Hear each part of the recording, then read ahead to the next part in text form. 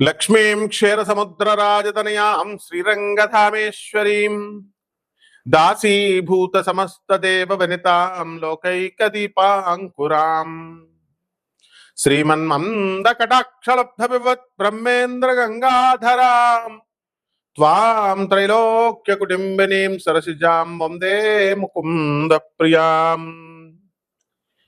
ఈ స్తోత్రం చదవని వారు ఉండరు, మహాలక్ష్మీదేవి అనుగ్రహం పొందని వారు ఉండరు. చాలా మంది అనుకుంటారు, ఏమండి మాకు లక్ష్మీదేవి అనుగ్రహం లేదండి అని. చాలా తప్పు నాయన. సరస్వతీదేవి అనుగ్రహము అయినా రావచ్చేమో, పార్వతీదేవి అనుగ్రహం అయినా రావచ్చేమో, కానీ కొంచెం టైం పట్టచ్చేమో, కానీ వాళ్ళిద్దరికీ అనుగ్రహం రావడానికి. కానీ లక్ష్మీదేవి అనుగ్రహం లేదే అడుగు తీసి మనిషి అడుగు వేయలేడు. అమ్మవారు క్రియాశక్తి, మహాలక్ష్మి తల్లి. ఫుడ్ పెట్టేది నాయన. ఫుడ్ మనకు ఒక్క పూట కూడా భోజనం ఉండదు. చూడండి, మీరు అడుక్కునే వాళ్ళు తీసుకోండి, రోజు స్నానం చేయకుండా మేము అఘోరీలు అని, అఘోరి శ్రీనివాస్ గారిలాగా, అఘోరి మాతలాగా మా రోడ్ల మీద మంచి స్నానం చేయకుండా ఉంటారు చూసారా. వాళ్ళంతా బూడిదలు రాసుకొని స్నానాలు చేయకుండా వాళ్ళకు కూడా ఫుడ్ ఉంటుంది చూడండి. అందువలన మహాలక్ష్మి కరుణాకటాక్షం పొందనటువంటి వ్యక్తి ఎవరు ఉండరు. ఆమె జగన్మాత. మరి ఆ తల్లి అనుగ్రహం రావాలంటే ఆ వచ్చే ముందు కొన్ని సంకేతాలు ఉంటాయన్నమాట. ప్రతి ఒక్కడికి లక్ష్మీదేవి రావాలా, లక్ష్మీదేవి రావాలా, లక్ష్మీదేవి రావాలా అని చూస్తారు. భూ కబ్జాలు చేస్తే రాదు నాయన లక్ష్మీదేవి. తర్వాత అవతల వాడు డబ్బులు దొబ్బేస్తే రాదు నాయన లక్ష్మీదేవి. ఏమొస్తుంది నాయన? పెరాలసిస్ వస్తుంది మీకు. ఇప్పుడు రాదు, వయసులో బలంగా ఉంటారు కదా నాయన. ఒక 60 సంవత్సరాల వయసు దాటిన తర్వాత యముడు చిత్రగుప్త అక్కడ పుస్తకాలు పట్టుకొని ఉంటారు నాయన. అవన్నీ కోడెడ్ లాంగ్వేజ్లో ఉంటారు. యముడు ఉంటాడు ఇటండి అని అంటారు. అక్కడికి వెళ్ళిన తర్వాత కోడెడ్ లాంగ్వేజ్లో ఉంటుంది, రాస్తాడు చిత్రగుప్తుడు ప్రతిదీ. Newton's third law, to every action there is an equal and opposite reaction. ప్రతి చర్యకి ప్రతిచర్య ఉంటుంది. కాబట్టి ఎక్కడ మనకు పెరాలసిస్లు, షుగర్లు, రోగాలన్నీ ఇచ్చేస్తాడు, అక్కడ తోలు తీసేస్తాడు అనమాట. కాబట్టి ఎవరి భూములు కబ్జాలు చేయకండి. తర్వాత ఎవరి యొక్క డబ్బులు దొబ్బేయకండి మోసాలు చేసి. కారణం ఏంటంటే మనకి ఒక బాగా డబ్బున్నటువంటి వ్యక్తులందరూ కూడా చచ్చిపోయేటప్పుడు చూడండి, అవసాన దశలో రౌడీ షీటర్లు, రాజకీయ నాయకులు వీళ్ళంతా వెళ్ళిపోయేటప్పుడు బెడ్ రెడెన్ అయిపోయినప్పుడు వాళ్ళు ఏమంటారో తెలుసా? అయ్యో మేము పేదవాళ్ళకి హెల్ప్ చేయలేకుండా చచ్చిపోతున్నామే అని అప్పుడు తెలుస్తుంది. అలాగే ఒక పెద్ద ఇండస్ట్రియలిస్ట్ ఇప్పుడు కూడా బృందావనంలో ఉంది ఆమె ప్రొద్దున్న టిఫిన్ ఒక దేశంలో, మధ్యాహ్నం భోజనం ఒక దేశంలో, సాయంత్రం డిన్నర్ ఒక సపర్ ఒక దేశంలో, ఈ విధంగా బతికిన ఆమె ఒకసారి మరి పాపం క్యాన్సర్ వ్యాధి లాంటిది వచ్చిన తర్వాత ఆమెలో రియలైజేషన్ కలిగింది. అరే మనం చచ్చిపోయేటప్పుడు ఏం పట్టుకెళ్ళమని అర్థమైపోయి వెంటనే ఆమె ఇది తగ్గిన తర్వాత క్యాన్సర్ వెంటనే సన్యాసం తీసేసుకొని ఆశ్రమంలో ఉంది. మనందరం సన్యాసాలు తీసుకోవాల్సిన అవసరం లేదు, ధర్మంగా నడిస్తే చాలు. అందువలన మహాలక్ష్మి తల్లి వచ్చే ముందు కొన్ని నిదర్శనాలు ఉంటాయి. మీరు రోజు దాన ధర్మాలు చేయండి, లక్ష్మీదేవి రాకపోతే నేను రప్పిస్తా మీ ఇంటికి. I will demand her. శంకరాచార్యులకు ఉన్నప్పుడు శంకరాచార్య శిష్యుల్ని నేను 36వ పీఠాధిపతి అయినటువంటి భారతీ తీర్థస్వాములు మా గురుదేవులు దక్షిణాంనాయ పీఠం 37 మా గురువుగారు అబ్బాయి విధుశేఖరేంద్ర సరస్వతి. కమాన్, మరి మీ గురువులా చెప్పండి. అయితే జగద్గురువు అయినటువంటి ఆదిశంకరాచార్యులు వారు అలా యొక్క ఉసిరికాయల్ని కురిపించారు, బంగారపు ఉసిరికాయల్ని. మరి ఆ లీనియేజ్ లో ఉన్నటువంటి వాళ్ళమ్మ తప్పకుండా మరి మా గురుగారు పిలిస్తేనే వస్తే, మా భారతీయ తీర్థస్వామి వారు ఇలా అడగాల పిలవగానే దందం ధన్మని వచ్చేస్తాయి. మా గురువు గారు మరి ధర్మంగా నడుచుకోమని చెప్తారు ఎప్పుడు చెప్పినా, ఎక్కడ ఏ ఉపన్యాసమైనా. అందువలన లక్ష్మీదేవి వచ్చే ముందు కొన్ని సూచనలు ఏంటో తెలుసా? మీరు సాంబ్రాణి కాకుండా గుగ్గుళం వేస్తాం, ఈ గుగ్గుళం వాసన వస్తుంది, సాంబ్రాణి వాసన గుమగుమలాడుతుంది. ఆ వాయిస్ ఏ గదిలో ఉన్నా సరే ఆ యొక్క ఈ వాసన సువాసనలాగా వస్తుంది. తర్వాత గంధం స్మెల్ వస్తుంది. మీరు జాగ్రత్తగా వెళ్ళి మనకి లహరి మహాశయుడు, పరమహంస యోగానందుల వారు, స్వామి వివేకానందుల వారు ఇలాంటి మహాత్ములు రోడ్డుపైన వెళుతుంటే తామర పుష్పాల వాసన, గంధాల వాసన, పిఆర్ సర్కార్ మా గురుదేవులైనటువంటి ఆనంద మార్గ ఆశ్రమం అధిపతి పిఆర్ సర్కార్ మా గురువుగారులు వెళ్తుంటే అక్కడి నుంచి ఏంటి సాంబ్రాణి వాసన వస్తుందేంటి, ఏంటి గంధం వాసన వస్తుందేంటి, ఏంటి సువాసన వాసన వస్తుందండి. నేను చిన్నప్పుడు వెళ్ళి అని పిలిచేవాడిని. వాళ్ళు ఏం రాసుకోలేదు. అంటే నిజమైన సన్యాసులు, నిజమైనటువంటి గురువులు దగ్గర వాసన వస్తుంది. మరి మన అఘోరి మాత ఉంది, ఇప్పుడు మొన్న వర్షిణిని లేపుకెళ్ళిపోయిన అఘోరి మాత, దాని దగ్గరికి వెళ్ళి వాసన చూస్తే గబ్బు వాసన వస్తుంది, స్నానాలు చేయదు కదా. అంటే ఇప్పుడు ఉన్నటువంటి దొంగ స్వామీజీలు, దొంగ బాబాలు, దొంగ గురువుల దగ్గరికి వెళ్తే గబ్బు వాసన వస్తుంది అనమాట. అదే తేడా తీసుకోండి. తర్వాత చక్కగా మహాలక్ష్మి తల్లి గల్లు గల్లుమని సౌండ్ వినబడతా ఉంటది, గజ్జల సౌండ్. చాలా మంది అడుగుతారు, గురుగారు మా ఇంట్లో గజ్జల సౌండ్ వస్తుందని. వచ్చేస్తుంది అంతే, లక్ష్మీదేవి ఉంది చూసుకో. ఏమండి నన్ను తీసుకోండి, నన్ను తీసుకోండి, నన్ను తీసుకోండి అని అడుగుతుందని రోజు కల్లోకి వస్తుందండి అంటారు. నిజమది. It is not an hallucination, it is not, ఇదే ఒక కన్ఫ్యూజన్ కాదు, అది నిజమైనటువంటి మహాలక్ష్మి సింబల్. అందువలన ఒక గదిలో గల్ గల్ గల్ గల్ అని అంటూ ఉంటుంది. ఒకసారి ఒక శ్రీధర్ మాధవ్ అని ఒక దంపతులు ఉన్నారు. శివకుమార్ అని బంజారా హిల్స్ లో ఉంటాడు మా శిష్యుడు. అమ్మవారు ఇదిగో చూడు ఆ లక్ష్మీ పూజ చేసుకోండి, చక్కగా గల్ గల్ మన సౌండ్ వస్తుంది అని గోత్రనామాలు ఏదో ఇచ్చారు. మేమేదో పూజ చేసాం. చేసిన తర్వాత అప్పుడు ఏమంటే గల్ గల్ మన సౌండ్ వస్తుందండి, మా అమ్మ చెప్పింది అని చెప్పి ఆ మాధవి వాళ్ళ అమ్మ చెప్తే అప్పుడు శివకుమార్ విని అవునా వచ్చిందా అని ఆశ్చర్యపోలేదు ఆయన. బికాస్ లక్ష్మీదేవి వాళ్ళ father chief engineer, Reddy Naidu అని పోల సుబ్బయ్య ప్రాజెక్ట్ కట్టినటువంటి ఆయన నడిచే దైవమైనటువంటి చంద్రశేఖర సరస్వతి స్వాముల వారు వాళ్ళ ఇంటికి వచ్చారు.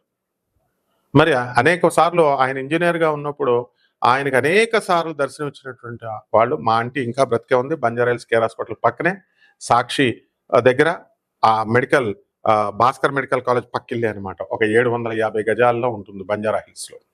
ఇవన్నీ ప్రత్యక్ష సాక్ష్యాలు. లైవ్ లో ఎందుకు చెప్తున్నాను నేను, నిజంగానే మహాలక్ష్మి అలా కరుణిస్తుంది అందరినీ. అలాగే మరి కొంతమంది ఏమండి నిధులు ఉన్నాయండి, జలదిగ్బంధనం, నీటిలో బుడబుడ బుడబుడ బుడబుడ సౌండ్లు వినబడుతుందండి. తర్వాత మాకు కల్లో ఏదో సౌండ్లు వినబడుతున్నాయండి, గజ్జల సౌండ్లు వినబడుతున్నాయి, అమ్మవారు వస్తున్నట్టుగా ఉంది, తీసుకో తీసుకో అంటోందండి అంటారు.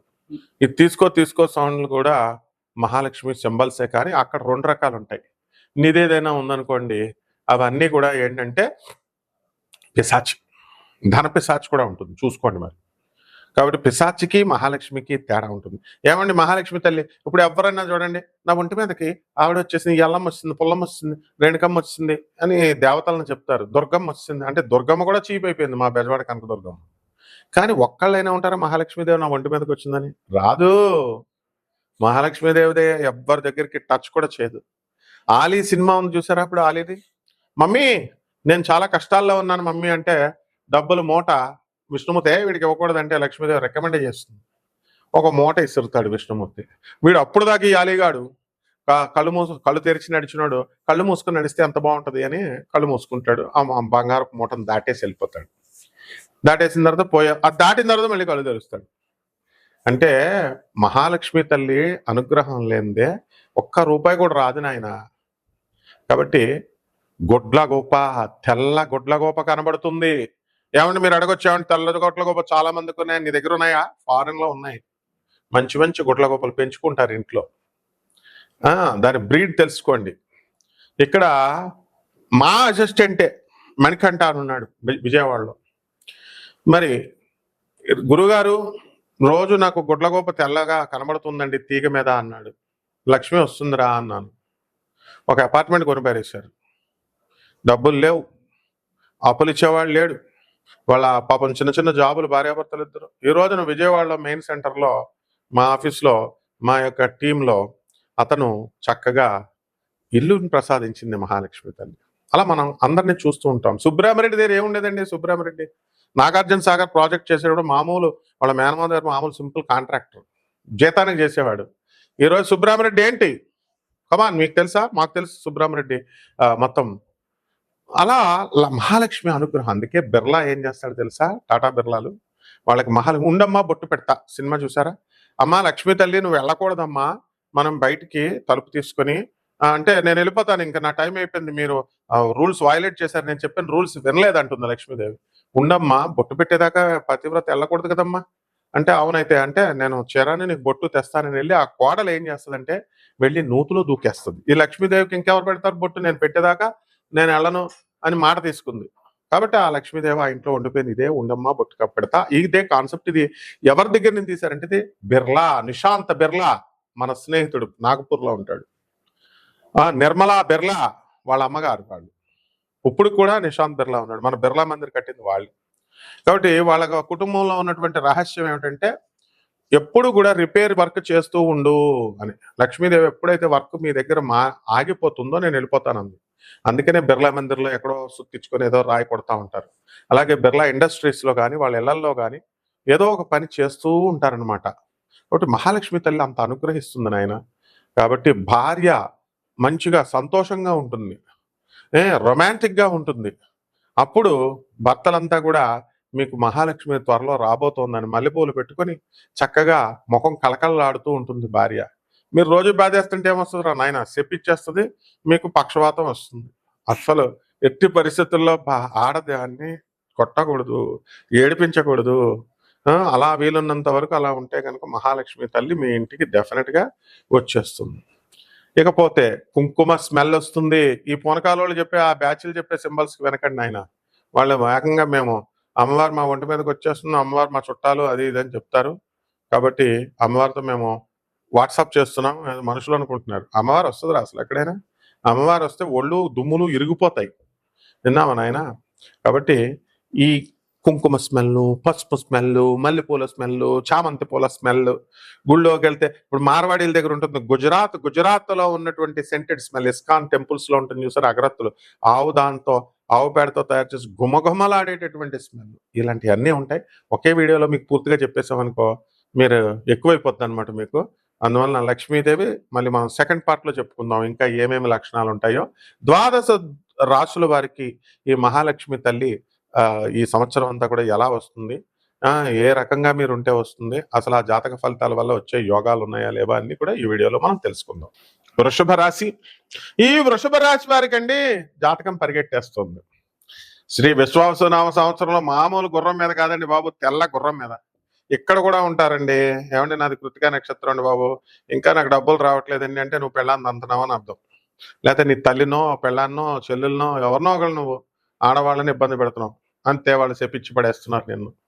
స్త్రీని ఎవరంటారండి? మహాలక్ష్మి స్వరూపం అంటారు. మరి మీరందరూ ఏం చేయాలా? Simple trick. ఈ విశ్వావసునామ సంవత్సరంలో వృత్తి, వ్యాపార, ఉద్యోగ విషయాల్లో మీకు వృషభ రాశి వాళ్ళకి బ్రహ్మాండంగా ఉంది.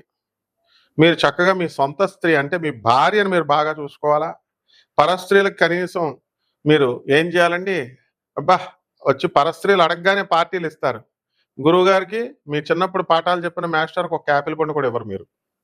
పార్టీలు, డిన్నర్లు ఇవన్నీ కూడా గర్ల్ ఫ్రెండ్స్కి ఇస్తారు. ఇవన్నీ ఇస్తే నీ పెళ్ళం బాధపడుతుంది నాయన, చెప్పిచ్చేస్తుంది నేను. కాబట్టి మెయిన్ అక్రమ సంబంధాలు మగవాళ్ళు పెట్టుకోకండి నాయన, మీరు పెట్టుకోకూడదు. పెట్టుకున్నట్టయితే డెఫినెట్గా అసలే వృషభ రాశి వాళ్ళకి ఏదో రూపంలో ఒక స్త్రీ మిమ్మల్ని కాసుకొని ఉంది, మిమ్మల్ని అందరినీ కూడా అపహాస్యం చేయాలా, అపనిందల పాలు చేసేయాలి. అలా ఛాన్స్ ఇవ్వకండి. మీ పెళ్ళాన్ని మంచిగా చూసుకోండి బ్రహ్మాండంగా. ఇమాజినేషన్తో ఆమె ఏం చేస్తుందంటే definitely she will bless you. ఈ వృషభ రాశి వాళ్ళకి రైతులు బ్రహ్మాండంగా పరిస్థితి బాగుంది. అండ్ ఇనుముల వ్యాపారం, స్క్రాప్ ఐరన్ చేసేటటువంటి వాళ్ళు కూడా పైకి వస్తారు. మీ ఆలోచన విధానం కూడా సాంప్రదాయబద్ధంగా ఉండాలా. అండ్ విదేశాలకు వెళ్ళేటటువంటి వాళ్ళు వెళ్ళిపోండి, మీకు అవకాశాలు ఉన్నాయి. అండ్ డాలర్లు సంపాదించుకున్నటువంటి వాళ్ళంతా కూడా పిసనార్లై డాలర్లు మీరు వల్ల దాచుకోకండి.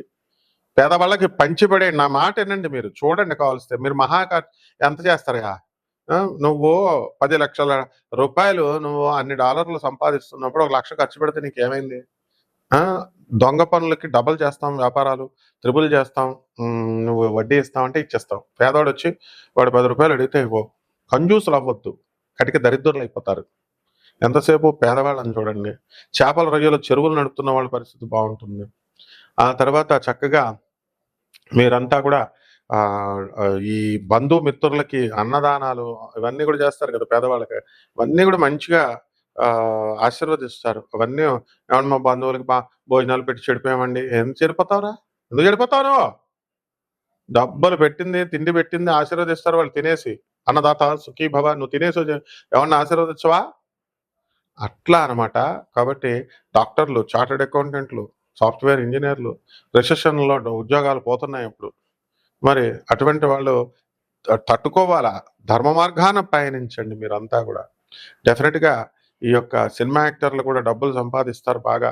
ఎంత వినోద కార్యక్రమాలు 'ప్రకాష్ రాజ్‌లా' బొక్కలోకెళ్ళిపోతారు. బెట్టింగ్ యాప్‌లు ఇవి అవి చేసి. సినిమా యాక్టర్లు కూడా మీరు కూడా ఖర్చు చేయాలి బాగా.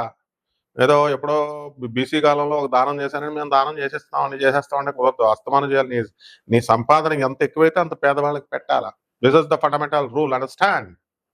ఇక పరిహారాల దగ్గరికొచ్చేసరికి, ఈ పరిహారాలు మనకి కేతువు బాగుండలేదండి. మే 29, 2025 సంవత్సరం నుంచి. కాబట్టి అక్కడి నుంచి మీరంతా కూడా కేతు జపం చేయండి. కేతు స్తోత్రాలు చదవండి. కేతు కిలోంపావు ఉలవల్ని చిత్రవర్ణం కలిగినటువంటి వస్తువుల నుంచి పేద బ్రాహ్మణులకి సోమవారం నాడు ఉదయం 7 గంటలకి దానం చేయండి. అలాగే దశమహావిద్యల్లో ఒకటైనటువంటి ధూమావతి అమ్మవారి యొక్క హోమాన్ని మీ ఇళ్లలో జరిపించుకోండి. రావి చెట్టు చుట్టూ తిరగండి. నీళ్లు పోయండి, ఒక బకెట్ నీళ్లు. దొంగ పువ్వులు కొయ్యొద్దు అందరికి. దొంగ పువ్వులతో పూజలు చేయొద్దు. చేస్తే ఆ ఫలితం మీకు రాదు నాయన. మీకు పాపం వస్తుంది, ఓనర్‌కు పుణ్యం వస్తుంది. శుభమస్తు.